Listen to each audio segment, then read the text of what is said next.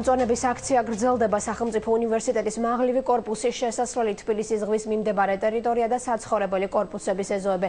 ამ ადგილებში წლის განმავლობაში სხვადასხვა ჯიშის ნერგებს დარგავენ. მოქალაქეებს გამწონების პროგრამაში მონაწილეობა ცხელი ხაზითაც შეეძლებათ. ზარის შემთხვევაში მოსახლეები ნერგებს უფასოდ მიიღებენ.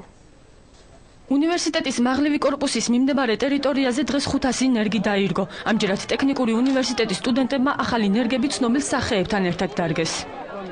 ძალიან მიყვარს მეთქო ბუნება. ამიტომ კიდე ეს მეორე დღებურო მონაწილეობას და ასევე რა თქმა უნდა პატრიარქის კუთხევა შეუერთდი.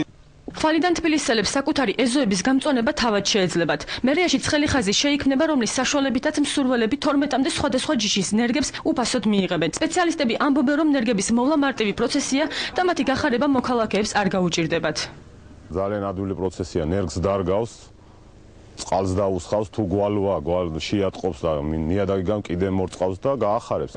ეს საქართველოში ერთადერთი სატყეო საბაზისო სანერგია, რომელსაც კომერციული მოგება არ აქვს. აქ სეზონზე მილიონობით ნერგი გამოყავთ. თითოეული მათგანი ქალაქის გამწვანებას ხმარდება. ვისაც აქვს სურვილი მოგმართონ და ჩვენ მოვამარაგებთ ნერგებით, რომელიც მათი უშუალო ეზოს გამწვანებას და გაჯანსაღებას მოხმარდება. დავამთავროთ უკვე იმაზე ლაპარაკი, რომ ეს ტყე იმ წლებში გაშენდა, ეს ტყე ამ წლებში გაშენდა, ჩვენ უნდა დავიწყოთ იმ ტყეების გაშენება, რომელიც ჩვენ წლებში გაშენდება და ჩვენ გავაკეთებთ. თავდაპირველად გაუშველ გირჩს სპეციალურ აპარატში ათავსებენ და სათესლე მასალა გამოყავთ. ამის შემდეგ თესლი იწმინდება და სათბურში თავსდება.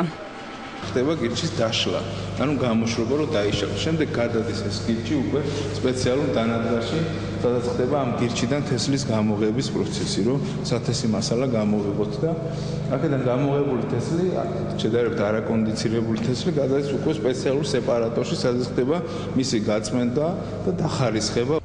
პატრიარქის ლოცვა-კურთხევით უკვე მეორე დღეა თბილისში გამწვანების პროგრამა გრძელდება. მომავალი წლის გაზაფხულზე მერიის ინიციატივით თბილისის ზღვის მიმდებარე ტერიტორიის გამწვანებაც იგეგმება. ტერიტორია, სადაც ახალი პროექტის მიხედვით რკინიგზა გაივლის, თბილისში კიდევ ერთი ახალი გამწვანებული ადგილი იქნება.